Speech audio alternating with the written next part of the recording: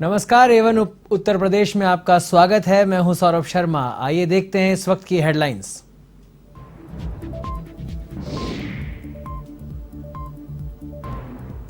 योगी सरकार का बड़ा तोहफा, परिवार के अंदर अब सिर्फ 6,000 में प्रॉपर्टी गिफ्ट डीड। मंत्रियों को विवादित बयानबाजी से बचने की दी सलाह।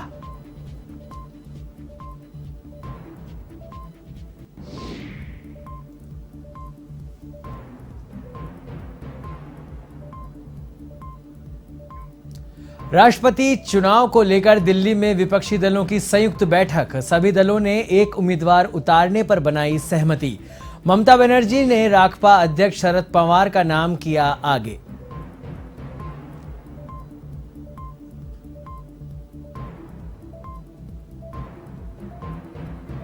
केंद्र सरकार के 8 साल पूरे होने पर वाराणसी में गरीब कल्याण जनसभा।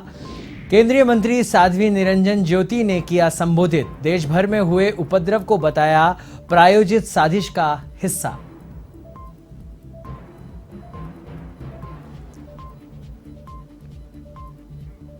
यूपी के बदायूं में दर्दनाक सड़क हादसा। तेज रफ्तार ट्रक ने मारी ट्रैक्टर ट्रॉली को टक्कर। मां बेटी समेत 6 की मौत, करीब 30 घायल। हादसे पर सीएम योगी ने जताया दुख।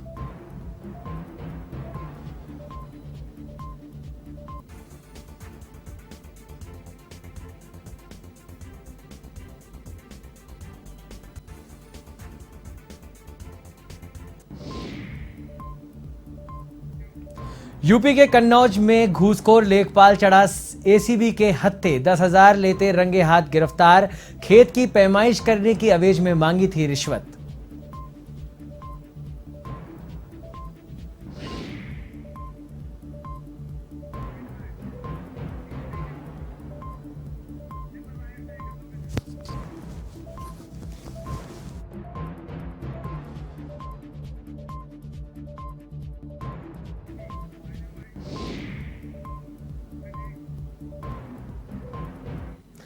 नेशनल हेराल्ड मामले में लगातार तीसरे दिन बुधवार को ईडी ने राहुल गांधी से पूछताछ की। राहुल गांधी से सोमवार से पूछताछ जारी है, जिसमें उन्होंने कई सवालों के जवाब दिए हैं। इधर राहुल गांधी को मिले ईडी के नोटिस और पूछताछ के नाम पर परेशान करने का आरोप लगाते हुए कांग्रेस लगातार विरोध प्रदर्शन कर रहे हैं। राहुल गांधी के समर्थन में कांग्रेस के सैकड़ों कार्यकर्ताओं ने दिल्ली में प्रदर्शन किया। प्रदर्शन के दौरान अकबर रोड के पास महामंदिर रोड सहित अन्य इलाकों से सैकड़ों नेताओं कार्यकर्ताओं को पुलिस ने हिरासत में भी लिया है। साथ ही दिल्ली के कई इलाकों में सीआरपीसी की धारा 144 लागू कर दी गई है।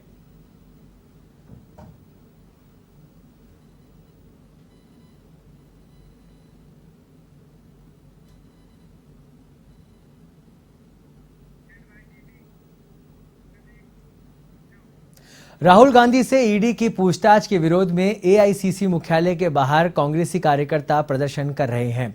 इस दौरान महिला कार्यकर्ताओं को पुलिस ने हिरासत में लिया। विरोध जता रही महिला कार्यकर्ताओं को दिल्ली पुलिस ने हिरासत में ले लिया है।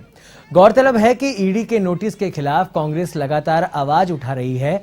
दोनों दिन राहुल के समर्थन में कांग्रेस ने प्रदर्शन किया है। इस दौरान सैकड़ों कार्यकर्ताओं को हिरासत में भी लिया गया है। इस दौरान कई महिला कार्यकर्ता पुलिस से भिड़ गई। वहीं दूसरी ओर पुलिस की इस कार्रवाई के विरोध में कांग्रेस नेता एआईसीसी मुख्यालय में ही धरने पर बैठ गए। इस दौरान कांग्रेसी नेताओं ने पुलिस पर मुख्यालय में घुसने का आरोप लगाया। इस प्रदर्शन में छत्तीसगढ़ सीएम भूपेश बघेल, केसी वेणुगोपाल, भंवर जितेंद्र सिंह, गोविंद सिंह डोटासरा समेत कई कांग्रेस नेता मौजूद रहे।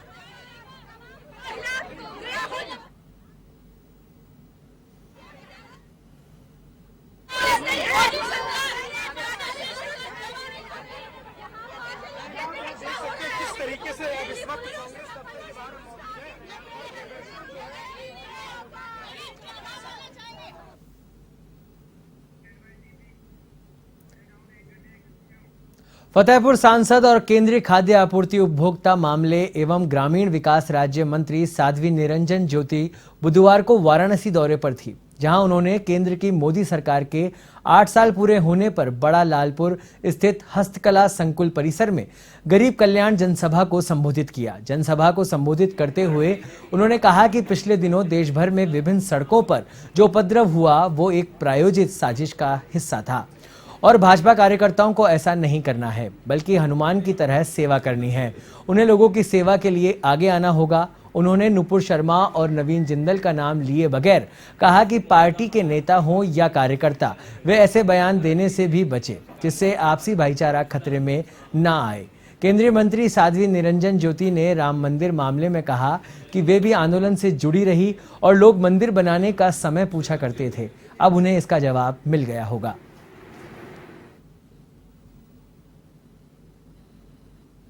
अपने आप में गवाही दे रही है कि 8 वर्षों में कितना बड़ा परिवर्तन हुआ है। यहाँ के लोगों को मुझे लग रहा है कि प्रमाण की ज़रूरत नहीं है, प्रत्यक्षम किम प्रमाणम। पूरे देश के लिए भारतीय जनता पार्टी का जो सिद्धांत था, जिन मूल्यों को लेकर के भारतीय जनता पार्टी का गठन हुआ था, पंडित दीनदयाल जी की सोच अंत्योदय, अंतिम पंक्ति पर बैठे हुए व्यक्ति तक देश के पैसे का हिस्सा उसको मिलना चाहिए। माननीय प्रधानमंत्री जी ने गरीबों को फोकस करके काम किया और आप देख रहे हैं इन 8 वर्षों में 3.5 करोड़ के लगभग हम गरीबों को मकान दे चुके हैं। 9 करोड़ के लगभग गैस चूल्हा दे चुके हैं। शौचालय के तहत जिसको लोग मजाक उड़ाते थे, मेरा मानना यह है कि जाके पैर न फटी पेवाई वो का जाने पीर पर आए। जिसके घर में शौचालय नहीं होता, हमसे ज्यादा कोई अनुभव नहीं कर सकता। खबर यूपी के कन्नौज से, जहां बकरी मंडी से एंटी करप्शन टीम ने लेखपाल रोहित सिंह को 10,000 की रिश्वत लेते ट्रैप किया। बता दें कि लेखपाल खेत की पैमाइशी को लेकर रिश्वत ले रहा था, जो छिबरामऊ तहसील में कार्यरत है। लेखपाल पर पहले कई आरोप लगे हुए हैं। फिलहाल एंटी करप्शन टीम पूछताछ में जुटी हुई है।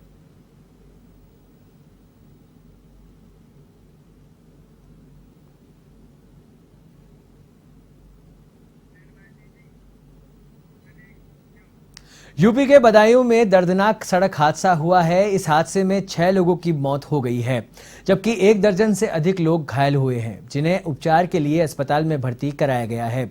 बरेली मथुरा हाईवे पर राजकीय मेडिकल कॉलेज के पास ये हादसा हुआ, जहां तेज रफ्तार डीसीएम ने कचला से गंगा स्नान करके लौट रहे श्रद्धालुओं से भारी ट्रैक्टर ट्रॉली को टक्कर मार दी। इसके बाद दोनों वाहन पलट गए। हादसे में मां बेटी समेत 6 लोगों की मौत हो गई। वहीं घायलों को अलग अलग हायर सेंटर रेफर किया गया है। पुलिस के मुताबिक मूसाझाग थाना क्षेत्र के गांव अहुरामई निवासी भोगराज का परिवार, रिश्तेदार और पड़ोस के तमाम लोग उनके ट्रैक्टर ट्रॉली में सवार होकर कचला से गंगा स्नान करके लौट रहे थे। तभी राजकीय मेडिकल कॉलेज के पास ये हादसा हुआ। फिलहाल घायलों का इलाज जारी है।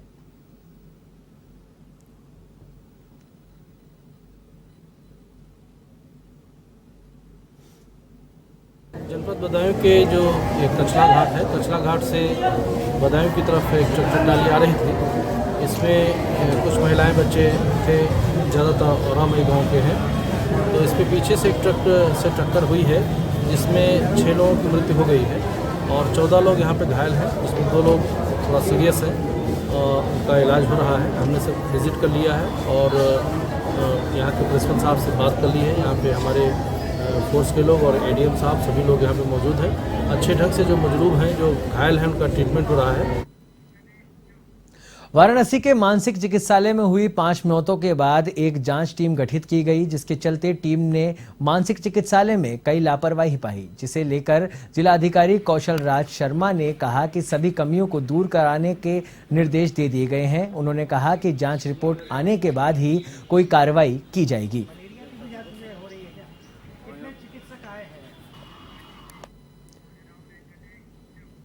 यूपी के शाहजहांपुर में मानक विहीन डग्गामार बसों और टैक्सी पर कार्रवाई की प्रक्रिया की जा रही है, जिसके चलते आरटीओ ने कई क्षेत्रों में चेकिंग के दौरान करीब आधा दर्जन बसों और टैक्सी को सीज किया है।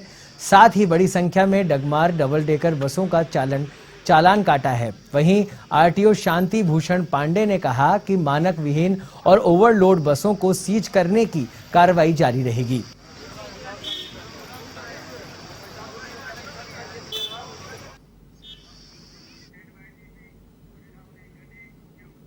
उत्तर प्रदेश की योगी सरकार ने संपत्ति अपनों के नाम करने वालों को बड़ा तोहफा दिया है। अब प्रदेश में ब्लड रिलेशन में होने वाली रजिस्ट्री पर कोई भी स्टाम्प शुल्क नहीं देना होगा। मात्र 5,000 के स्टाम्प पर रजिस्ट्री होगी और 1,000 प्रोसेसिंग फीस लगेगी। योगी सरकार ने इस प्रस्ताव को पास कर दिया है। योगी सरकार ने अब अपनों के नाम संपत्ति करने के लिए गिफ्ट डीड में 6,000 रुपए के स्टाम्प पर रजिस्ट्री की सुविधा प्रदान की है।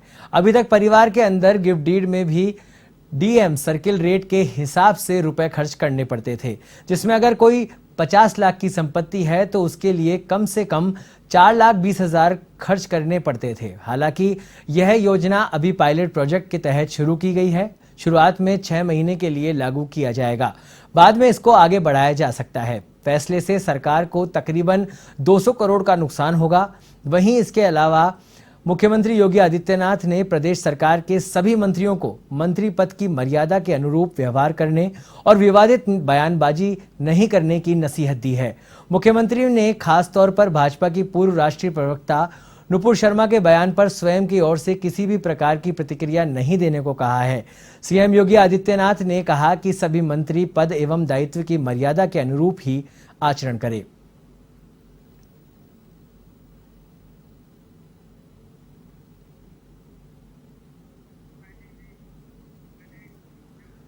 समाजवादी पार्टी के अध्यक्ष अखिलेश यादव बस्ती दौरे पर हैं, जहां उन्होंने बीजेपी सांसद हरीश द्विवेदी पर निशाना साधा। बेरोजगारी और पाकिस्तान वाले बयान पर अखिलेश ने कहा कि जनहित के मुद्दों से भटकाने के लिए बीजेपी के नेता इस तरह की बात करते हैं। वे चुनाव बेईमानी से जीते हैं।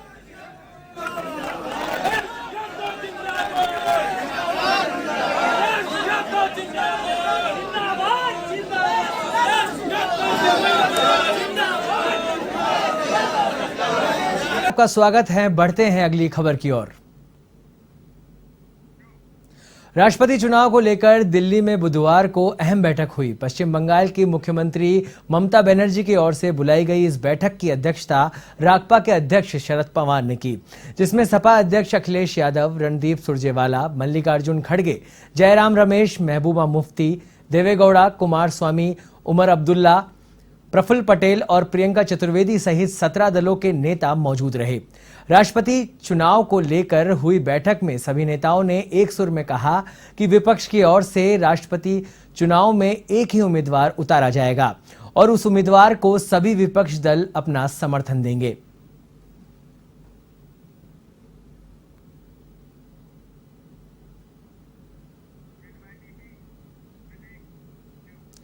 यूपी के बाराबंकी में एक बार फिर पुलिस और राजस्व विभाग ने मादक पदार्थ की तस्करी करने वालों के खिलाफ बड़ी कार्रवाई की है। पुलिस ने मार्फिन तस्करों के खिलाफ कार्रवाई करते हुए मार्फिन तस्कर मेराज पुत्र जावेद के 2 मकान और एक तालाब को कुर्क कर लिया। इसकी बाजार कीमत करीब लगभग 1 करोड़ 80 लाख रुपए बताई जा रही है। ये कार्रवाई जैतपुरा थाना क्षेत्र के टीकरा मुर्तुजा गांव में की गई, जिसके बाद मादक पदार्थ तस्करों में हड़कंप मच गया।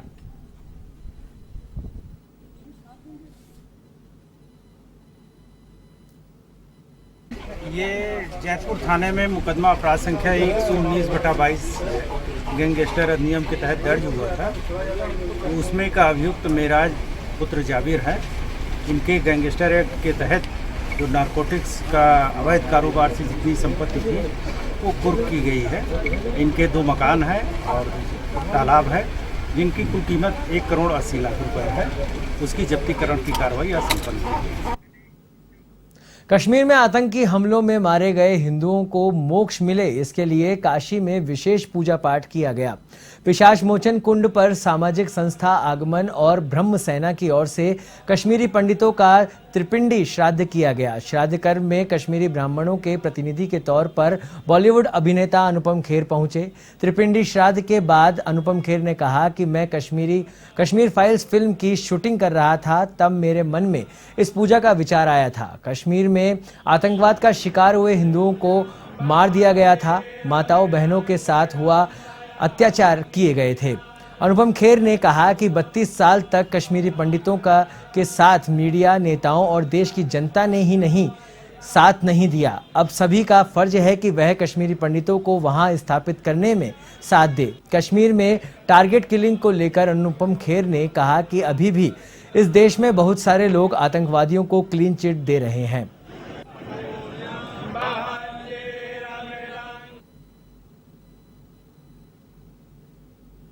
में विचार आया जब मैं कश्मीर फाइल्स की शूटिंग कर रहा था, और चूंकि बहुत ही मेरे निजी जीवन से जुड़ी हुई कहानी है।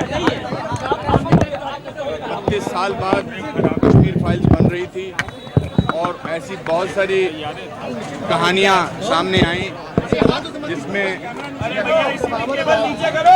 टेररिज्म का शिकार हुए कश्मीरी हिंदुओं को मार दिया गया था। महिलाओं के साथ, हमारी बहनों के साथ, माताओं के साथ अशोभनीय कार्य हुए थे। तो मैंने सोचा था कि उस दिन मुझे इस पूजा के बारे में पता लगा माननीय उपाध्याय जी, चंद्रमौली उपाध्याय जी की वजह से। उन्होंने मुझे संतोष जी से मिलवाया और उन्होंने कहा कि ये जो आज पूजा होती है इसमें सब लोगों को उनके मोक्ष के लिए ये पूजा होती है। इस बुलेटिन में फिलहाल इतना ही। देश और विदेश की अन्य खबरों के लिए देखते रहिए A1 TV।